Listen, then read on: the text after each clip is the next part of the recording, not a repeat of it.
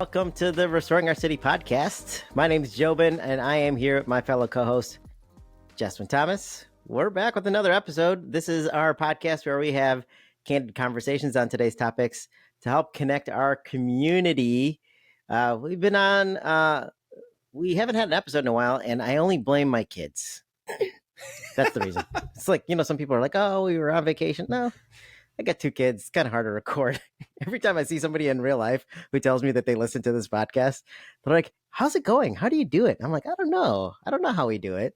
But I know, Justin, you don't have kids yet.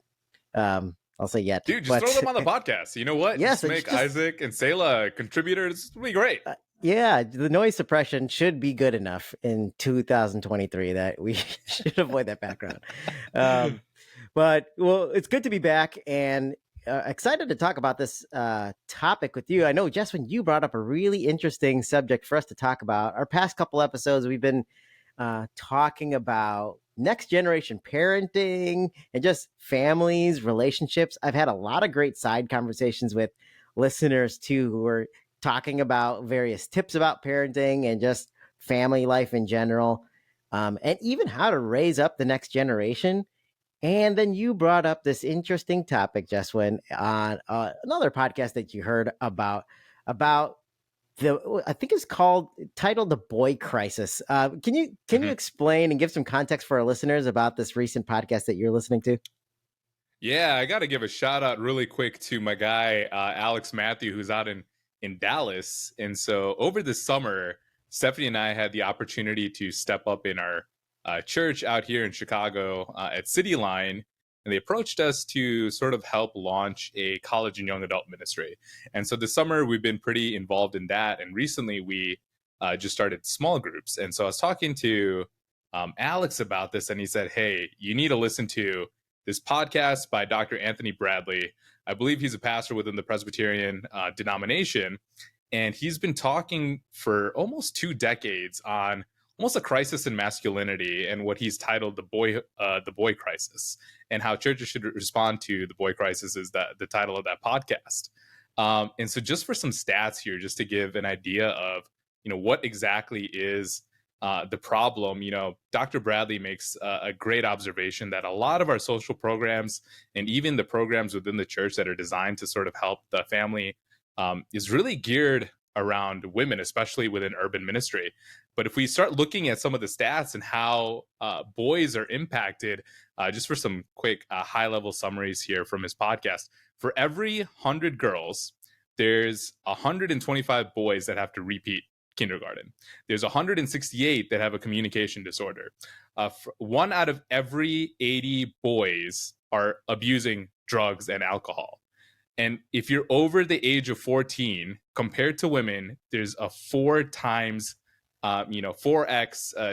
times more likely to commit suicide than a female counterpart here. So to think that this crisis is just, when you're older, when you're an adult, when you become a quote unquote man, that's incorrect. This is starting very, very young. We're seeing the effects of this. There was one study that he pointed to in terms of grading, right? It was an international study where they took teachers and they blindly gave them, a stack of essays to grade. And when the teachers didn't know the gender of the students, they graded it one way. But when another cohort of teachers were given the same essays and were told the gender of the writer, they found that boys were actually graded almost 1/3 more harshly than the girls.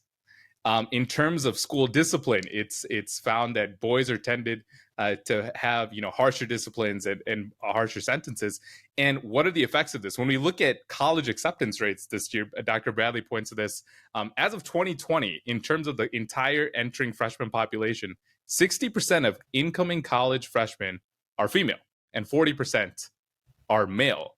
So that is, in some senses, some of the trends and high-level stats that we see that point toward a sort of a crisis amongst boys and or men. Joby, I don't know if you have any reactions to that. Yeah, my reaction is if anybody's having a gender reveal party and then you pop the balloon and it's blue, you might be screaming and pulling your hair now. I mean, man. I've got a boy and a girl, and I think about it and I hear some of those stats, and I did listen to that podcast today, and it was really eye-opening. And I think there has been this conversation about masculinity in today's culture, especially Hmm. toxic masculinity.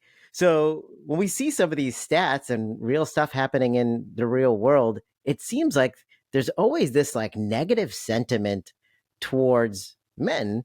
And this is not a political thing. And I know sometimes we see that politicized, but it's real life, right? These are stats that are Hmm. happening around the world. And I think you even mentioned, we were probably talking before, this is across not just the US, right? We're seeing this Yeah. globally, right? Oh, yeah. Yeah, this is definitely a global study. And in fact, that school study that I pointed to was done with the UK, Israel, and other nations as well. But if we really zoom in on America, where we're living right now, I mean, some of the stats, Dr. Bradley talks a little bit more about the effects that we're seeing in society. Today, there are 9 million working age men that are idle. Idle meaning they are not looking for a job and they have not, not necessarily pursuing an education. They're technically just idle. And there's no shortage of jobs that are out there, right? In terms of trade jobs, we're lacking electricians and other, very necessary mechanical skills in our society. And we don't see these 9 million men actually pursuing that. In addition, if we start looking at our marriage and dating stats, it's wild. He pointed to Yeah. a stat where US men that are aged 18 to 34, there are now more of them living with their parents than they are with their spouse or romantic partners. And why is that? Some of that is the changes that we're seeing in sort of the dating landscape. There's a lot of guys that are forgoing dating. There's a lot of stats being put out by some of these matchmaking apps, Tinder and other things, that are saying if you're not in the top 20% as a guy, top 20% meaning top 20% of your pay scale, top 20% in terms of your looks, you are actually being declined by a lot of the women on these apps. There's almost 80% of guys that are not getting as many matches as the top echelon of these men. And then we're seeing, a decline in terms of dating culture, in terms of marriage, even. And it's just wild to see this crisis just from an early age through adulthood, what it's sort of doing in Yeah. society. So those are some mind-boggling stats, right? And so now when we think about big picture, why is this so important? Why do we have to focus on some of these negative stats that are kind of painting a picture of men almost declining in society from a socioeconomic standpoint, relationship standpoint? It just seems like the trend is pointing downwards. Why is this Mhm. important for us to address in today's culture? Yeah, no, that's a great question. And I think the only way that comes to my mind in terms of how we answer that, and again, it might be a little bit of a summary of Dr. Bradley's opinion. It's we are seeing a huge portion of this population today lacking purpose. I think that's really the heart of the issue with this problem. When society says that you're not really needed, when you can't figure out, well, what is the point of me, right? If you think about it, today you don't really need a father to become pregnant and start parenting a child. You can easily get that from a sperm bank. If you don't need a father to provide an income to your home, a lot of social programs are geared toward that. So if you're not really needed from those standpoints and you're lacking a purpose, what kind of society are we going to build if we have a huge swath of it that doesn't know why they exist, right? And we're talking about Yeah. men, right? We're not talking about a niche subset. This is a massive, massive problem, right? Yeah. And if we don't address that, I question where are we headed? I don't know. If these are the stats today, where the heck are we headed? By the time Isaac grows up, who knows Yeah. what society even looks like? I don't know if you have any thoughts on No, even I thinking had about a his future with this. oh man. I'm already gray. That's why I'm wearing a hat. So I don't want you to see how worried this is making me. I was having a conversation with one of my family members. We're like, aren't you worried about Isaac? Like when he's got to drive a car? I'm like, he ain't gonna be driving a car by the time he's 18 because all the vehicles are gonna be self-autonomous and probably So the true. world's gonna look different, right? And but jokingly aside, yes, tech is gonna evolve, but our society and culture and the norms are going to evolve. So like Mhm. you speak to this lack of purpose. I mean, when you speak about the suicide rate, that's cause in itself. But like some of Hmm. these people, and I think in America especially, we look at society as a very individualistic society, and there's a lack of a focus on a family. And some Hmm. people might say, well, I don't subscribe to your religion. But why is that still something that we need to address? Because I think the Bible really speaks to the family unit. A lot of these things, it seems to me, are driving America and our country and our society away from what a true family is. I mean, Hmm. and that just seems like a Yeah. dangerous path, and the results are really showing, right? Yeah. So we've got this crisis, right? And this seems like a perfect opportunity for the church to step in. So we've got a lot of stats, we've got a lot of data that prove this out across cultures. So what's happening with the church? Like, what are we doing about it historically? And have we been going about it the wrong way? Honestly, I don't know what the church has been doing about it historically. Not to say that I'm not trying to come here and bash churches Sure. at all, but if we really think about a lot of prominent figures, especially in spaces that really cater toward guys that are feeling this void, you see the rise of people like a Jordan Peterson, right? And I love some of his work, in terms of ordering your life, but these are very basic messages that are getting thrown out there by a secular society, right? You think about Yeah. someone like Andrew Tate, and it's someone that I totally would not subscribe to. But again, people are looking for, that example, that person that is telling men how to be men. Even if we think about within the church, right? I think Mark Driscoll's platform really took off because he was preaching to guys to step up in the home. That's what really drove that growth in Mars Hill. Now, maybe not in the most correct way, but clearly there is a void that the messaging is not coming from the church. And we are seeing a lot of people outside of the church filling this void for a huge swath of our society. So, in terms of your question, what is the church doing? My answer is not enough.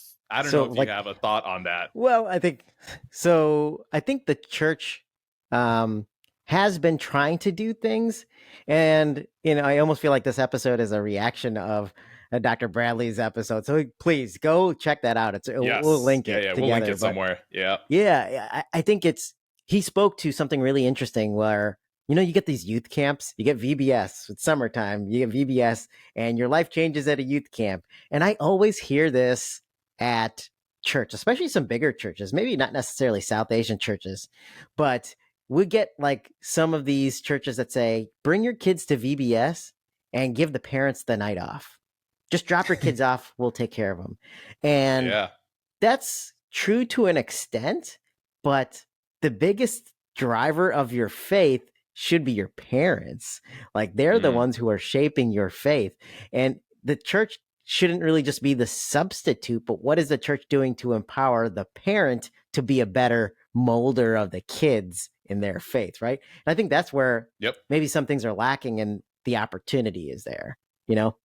Just to again, I'm sorry if I came out more negative here about the church, but do you feel like you talk a little bit about parenting, Joby, over there, and I guess is there something that might need to change in terms of our parenting focus that could Yeah. potentially help this? And then on the flip side, you talked a little bit more about the programs, VBS, Sunday school. We can name the gambit of things that might be out there, even men's ministry programs, right? Do you feel like what changes would you like to see in terms of like maybe parenting shifts? Yeah. That you could think that might be beneficial for this, and then also from a church standpoint, maybe we can also get into, is there something we need to be doing differently at all, because it does seem like we have programs for almost anything. So Yeah. what's your thoughts on those? Yeah, I think from a parenting aspect, and again, I've only been a parent for a little less than 4 years. And I Woo. would love to hear from our listeners, right? To say, like, what have you done, especially with your kids? Because I've had side conversations with people struggling to help parent their kids in the way of the Lord, right? Mm. And growing up, we used to go to prayer meetings Friday, Saturday, Sunday, sometimes twice on Mhm. Saturday, right? And the exposure to the church was always that. And then you had these programs to discipline you and like really learn the word and memorize every week a scripture. So you Yep. had some of those day-to-day things, but I mean, I can't give my my own parents credit enough because I would wake up in the middle of my house. Like it's early in the morning. I could hear them praying in their room. And Yeah. that was just the staple. Hearing them pray, doing family prayer together at night. I'm not as disciplined like that. And I want to be. And my parents came to visit me, just a couple months ago. They came to Dallas and they came to visit me. And you know what? Like, I'm in my 30s and I wake up, I'm about to make them coffee, make them breakfast because they came to visit me. But what do I hear? I hear them Mm, praying in their room. And mm, it's not just this thing that they were trying to teach me to make it be an example, but that was their life. And that's yeah. as an adult now and with kids of my own, I realize it's not trying to parent just to show your kids something. It's literally how you live your life is how they're going to learn the authenticity of who God is in their life and then really take a hold of it. So Yeah. living it out Yeah. Yeah. is probably the best way I can summarize it. Yeah, and I'm actually gonna maybe piggyback off of that, and I want to give my parents some credit here Yeah. too. I think I've seen a lot of families, especially coming from a South Asian background, right? I've seen parents that take 2, 3 shifts in order to pay for their kids, their life, very necessary things, and I don't want to discount the struggle of that, but at the same time, I grew up with both my parents who were doing separate jobs and even in the teaching field for quite a bit, never made like a ton of money per se, but they were always there for every single one of my like band performances. If I had like anything school related, they were always there in terms of encouraging me to be like, hey, Sunday school program, you should like go and like do something. Hey, we think that you're good at music, encouraging you to get up there and like sing. There was always there wasn't necessarily a lack of confidence on my part. And I will attribute a lot of that to both the church giving us opportunities, even when we were young, but also our parents for really pushing us and saying, you can do this, right? And yeah, there were always those times where, 95, where did the other 5% go, right? Yeah. But at the same time, it was still an encouragement just to say like, hey, we really think very highly of you and of your abilities, and we just want you to exercise those gifts in whatever platform that you choose. So yeah, I really resonate with that parenting Yeah. idea there. And I think, like to your point about like what could the church do? It's really interesting just growing up in an Indian church in a smaller context too, where you just alluded to it. They gave you the opportunity, especially Mhm. sometimes in the bigger churches. You might not even meet your pastor, or you might not know everybody on the worship team. You kind of have to volunteer a little bit more and pursue it. But sometimes in the Indian church, right, like they'll read off a list of programs and say who's doing the memory verse this week, who's doing the song, who's doing the Mhm. sermon, and they'll look in the audience and be like, oh, I'm going to voluntold you to do something, right? So Volatile. and that was one of those things where they kind of pushed you and threw you in there, threw you into the fire, but then you were able to develop and hone these skills. I actually had a Oh yeah. conversation with a cousin of mine who plays the drums, and I'm like, do you know probably you've played in front of more people than people have spoken in front of others people publicly in their life, right? Like you've played Yeah. music on stage in front of a group of people and you've done this countless of times. There's probably people you will go to work with in the future who have never got up in front of 30 people to Yep. perform or speak or do something, right? Think about the skills that we learn. So shout out to the Indian church. I mean, for really Yeah. throwing us into memory verse competition when we didn't want to, right? It really did hone some skills for us. And I think maybe globally the church could do that better. Maybe give Oh yeah. people opportunities, right? Yeah, and I mean to your point in terms of what can the church even do differently, I think nowadays I see a lot of churches creating programs for a certain group or for a certain demographic. And those are all good things, right? Like we need Yeah, a men's ministry, we need maybe a college and young adults ministry, which we're part of, but those ministries in and of themselves don't often ask that question of, well, how do we develop our people rather than creating almost, I wouldn't say entertainment, but creating a program that they can attend versus a relationship, a development, a something that we can really plug, challenge, hone. skills to really say like, hey, we see this gifting, we see that you have purpose, right? Like that lack of purpose is Ooh, something that yeah. we're trying to talk about, and that doesn't come from attending an event. That comes from really plugging in, mentoring, really honing skills and seeing that. So one application for me, it was so funny. We were at small group last week when we were doing this college and young adults ministry, and when we broke out at the end in gender breakout groups, I think as a church, especially as guys, the default has become, let's jump into accountability groups. Everyone here Yeah. sucks, everyone here struggles, who's struggling with what, let's keep everyone accountable, because that's been so drilled into us from a guy at church mentality. It's like, you are the problem, you have sin, you need fixing, you need accountability. That's all true, but it's so few and far in between when I hear the question like, hey, what are you good at, right? Like, what do you feel like God is doing with your skills? How are we building one another up is something that we don't do as often as keeping one another accountable. And if you really look at, the word, a lot of it is about, building one another up in the faith, really speaking those words of encouragement to one another. And yeah, accountability is there, but it's become such a massive, a forefront focus that I feel like it should be a part of. But really, the forefront and the focus of these ministries have to be about building one another up, and it's kind of forgotten. And I was Yeah. really challenged by that. I think that speaks to Dr. Bradley's episode, and he kind of touched on this. There are roles that the church plays, but then there's also the role that the family plays. And so when you read off all the stats, and that there's a negative decline in some of the nuclear aspects of a family when there are no fathers in the home, then you don't get that built up of confidence from like your dad if he's not there, right? And if you don't have that affection and joy built into you, I love how he mentioned this. He said fathers form faith. And he said that statement, and I was like, wow, that's amazing, because he made the example of, how many times have you heard like a kid be a fan of a team that his dad was a fan of? Not that he's ever even lived in that state or been to a game, but I'm a fan of the team because my dad was a fan.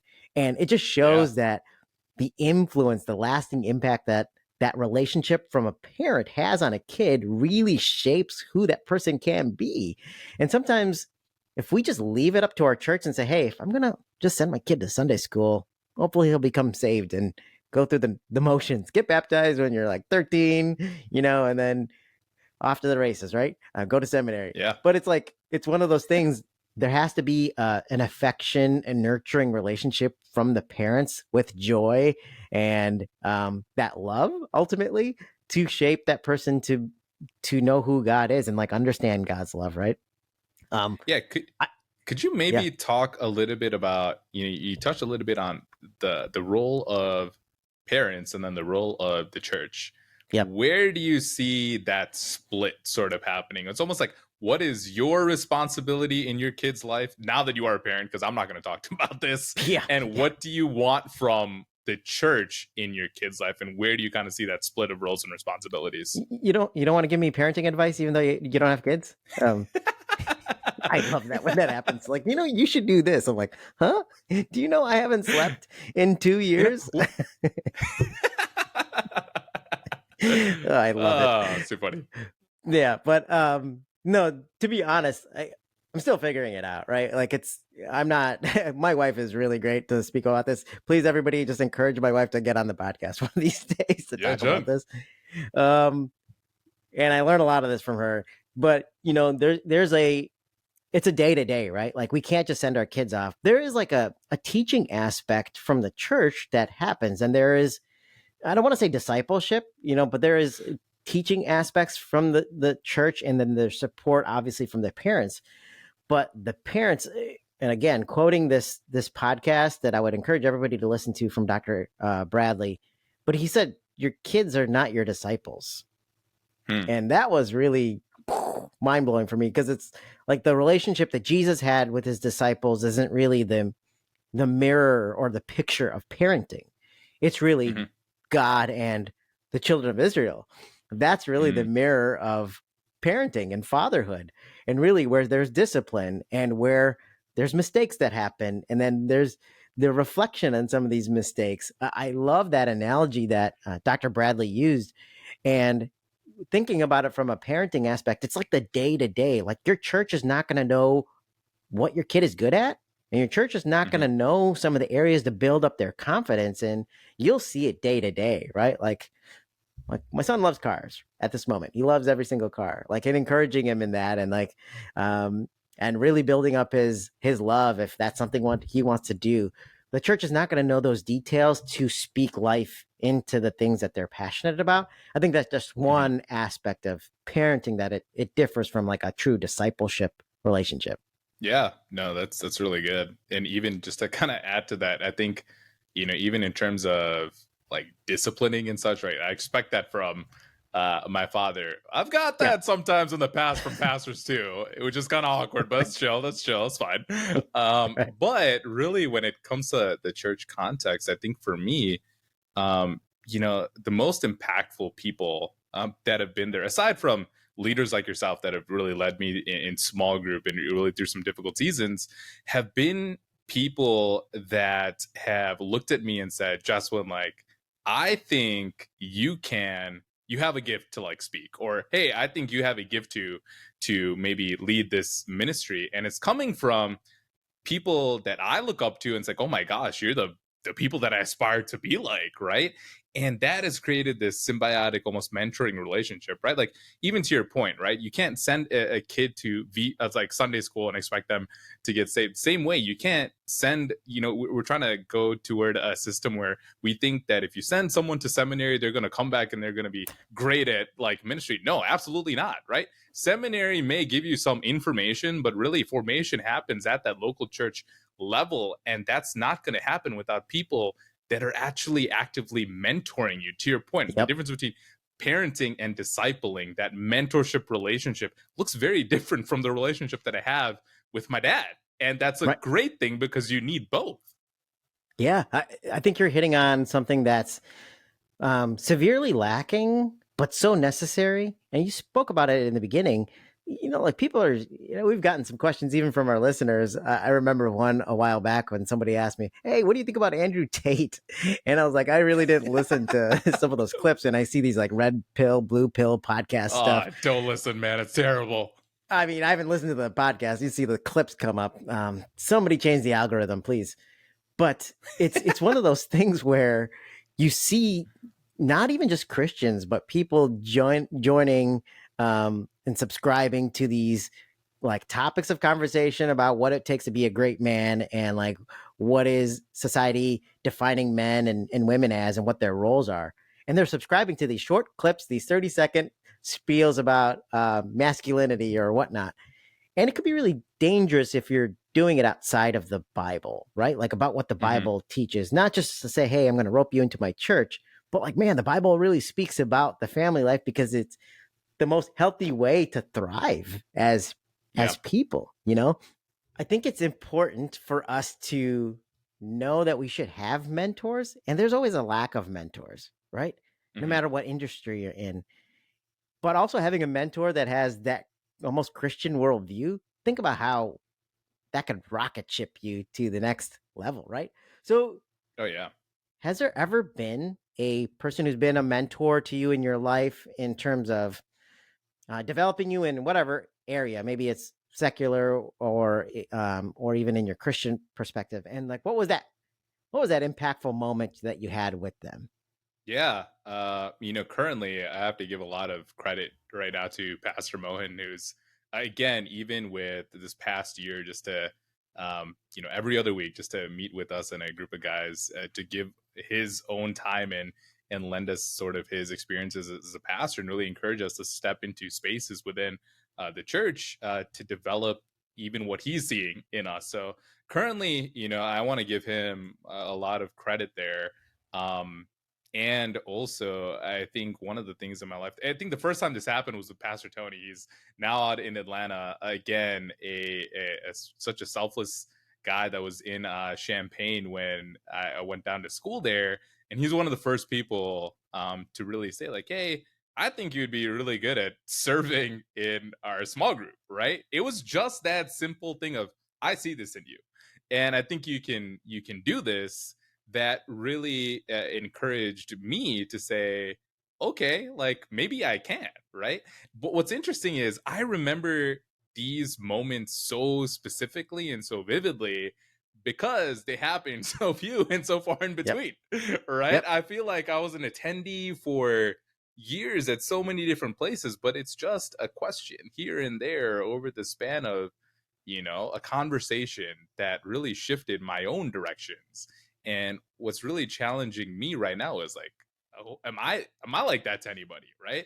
Am I actively looking at other people's gifts and saying, I see this in you, right? Am I living my own life in such a way that, people could hopefully one day say like, hey, how do you do this, right? Like, how did you develop this sort of gift? I'm thinking right now so much about Paul and Timothy. It's just Yeah. crossing my mind. And even when we're thinking about discipleship and parenting, it's interesting that Paul goes to Timothy and he doesn't go like, just be like me. No, he starts off with, I have seen the faith of your mother and your grandmother, right? Your Mm, parenting relationship that formed your faith. I have seen that in you. Yet he mentors him, right? He disciples him to say, I'm about to go, dude, right? Like, you are going to carry it on, like, fight the good fight, run the race, just as I have, right? That mentoring relationship. And you see that both in the life of Timothy. So I'm glad that, yeah, in my life, I've had that. I just hope that one day, hey, if you're a Timothy out there and you need somebody like a Paul, don't come to me now. Wait for like 20 years. I might have a little bit more right. wisdom then. No, it's so true. You can't isolate them, right? And that's the beauty of this, right? Like the Bible doesn't say, "Hey, just get a mentor and you're all good." But there's the family life along with discipleship, and the church as a family and a body as a whole come around you to shape you who you are. And then you don't see these negative stats. That's what is the improvement. That's what we could do better for our culture and society today, is if Yeah. those things come together. Um, yeah, I think about I was 6 years old when I did a short story at my church, at Pastor Stevenson's church. I will never All right. forget it because that was the first time I ever got up in front of a group of people. And I did like this like little story. It was so I was a little kid, right? But I'll never forget it because when he was waiting to take the next programs for next month, when he got down to short story, he looked at me point blank and he said, Joby, I really love what you did with that story. Can you please do another one? And my confidence shot through the roof, dude. And Hmm. every time he saw me, like from the stage in front of everybody, he would be like, "Do you want to do something?" And he would always Yeah. ask me directly. And he didn't do that with everybody, but he said that to me, and I felt so special. That gave me so much confidence. If I speak in front of a group of people at work or lead a meeting, I've had people ask me like, "How do you speak in front of people and you're not like afraid of it?" I'm like, "Well, I've been doing this at church for like 30 years. Like we've always had to like get in front of people." And Yeah. it's because of the encouragement from like our pastor. So I want to give credit to the people who Oh, yeah. shaped us along the way. It's been more impactful than they know. And I hope somebody passes this along to them because it's so cool to see what they've done through us. And we got to do that for others, like you just mentioned, right? Um, Yeah. like, like if you see somebody at a youth meeting and they're just playing the drums and they're not like the best, but they're giving, I mean, just the fact that they get up on stage to do something, pat them on the back and tell Hmm. them that great Yep. job. Don't sugarcoat things, but like, give them feedback. I think that goes more than right? Yeah, Uh, and I was just going to add to that too. I think, sometimes we can, yeah, definitely we need this within the church. But we also need this within like our secular context as well. Not to say that, there's a difference between what's sacred and secular. No, everything we do is spiritual. But really when we look at how do we operate as Christians in the workforce? We need mentors for yeah. that, right? Stephanie and I had an opportunity a couple weeks ago to go to an event that was held by the International Justice Mission, a organization dedicated to fighting sex trafficking and human slavery around the world, and they held this faith and this faith sort of forum, faith and work summit in Chicago.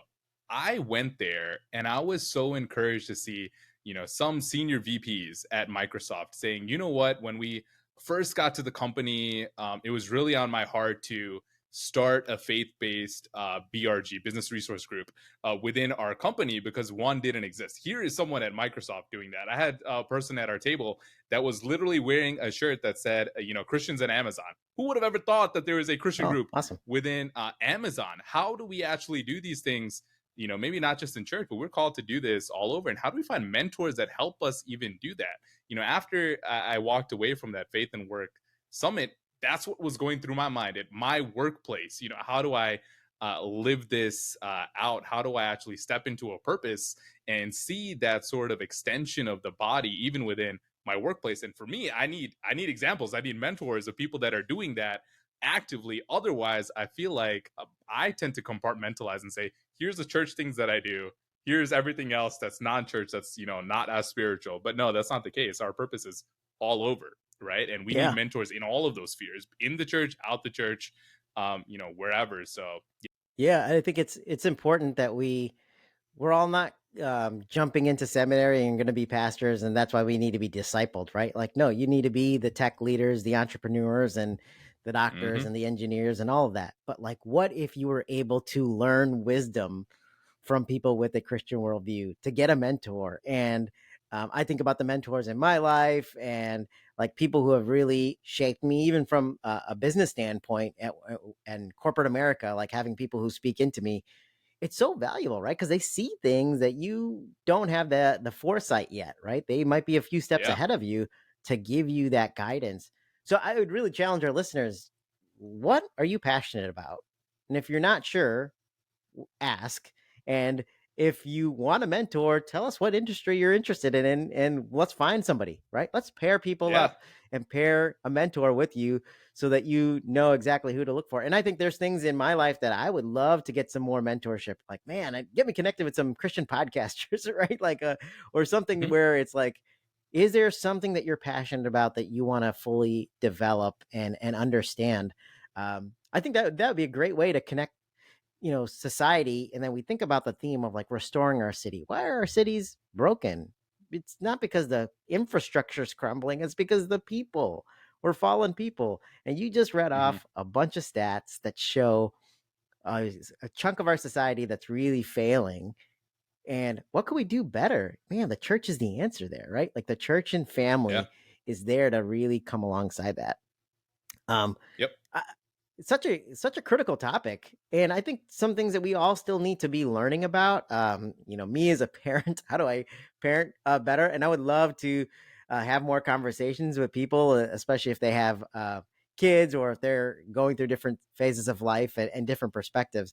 But yeah, mentorship is a huge one, and I think our community, even speaking to the South Asian community, man, how skilled are they? How yeah, amazing are they in so many different industries, leaders across the board, right? Like it would be great to connect with multiple people across industries to provide good examples for the next generation. yeah, Uh, absolutely. And then also just to add on to that, Joby, too, I think one thing that I want us to all keep in mind too is like get specific, right? I think we're very good yeah, at being attendees of a lot of general events, and maybe it's because we don't see the guy that looks like us that's in that same industry. Maybe we are on that boat of, hey, you know what? I feel probably low self-esteem, or I don't want to put myself out there because what if there's a chance that I could fail? But my admonition would be like, hey, people are out there. We need to get specific and really seek some of the stuff out so that we don't become part of that stat, right? And also for us that are maybe a little bit further along, right? Like we have an obligation to this problem too.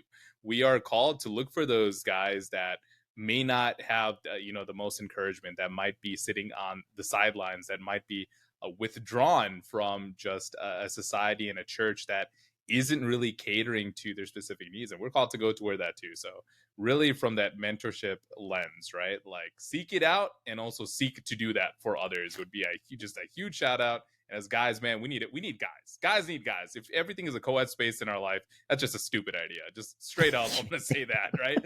Guys, we right. need some guys. Get some guys in your life, right? Yep, So yep, let's do yep. that for one another and build each other up, please. And this is not some toxic masculinity talk. So don't come at us with Mm-mm. that. Please get it. We're not talking about chopping some wood. Unless that's what you're really passionate about and you need to find some lumberjack that we need to connect you with. Right. Dude, if there's Fine, an we'll Indian lumberjack, my gosh, I would love to have them on our roster of mentors. like, how did you discover this? They're like chopping rubber trees, like nothing so nothing massive. But no, I think it's definitely important. But you know what?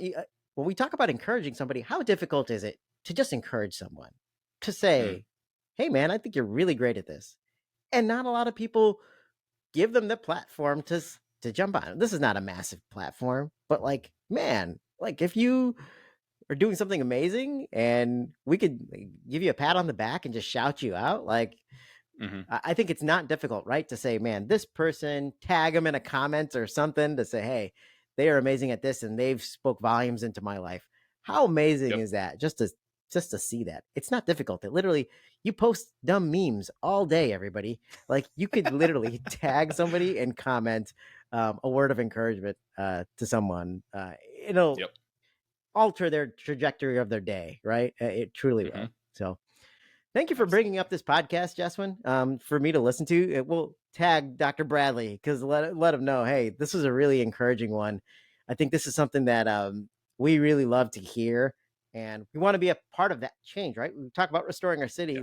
Let's do it, right? Let's actually be the change and encourage each other, and just point people. I mean, if there's anything that Indian people love to do, is they know somebody who lives in a different state and love to tell you about it, right? You know somebody everywhere. So connect So true. people. That's one of the strengths of our community and something that we can do a lot better. So Yeah. thanks for jumping on, Jeswin.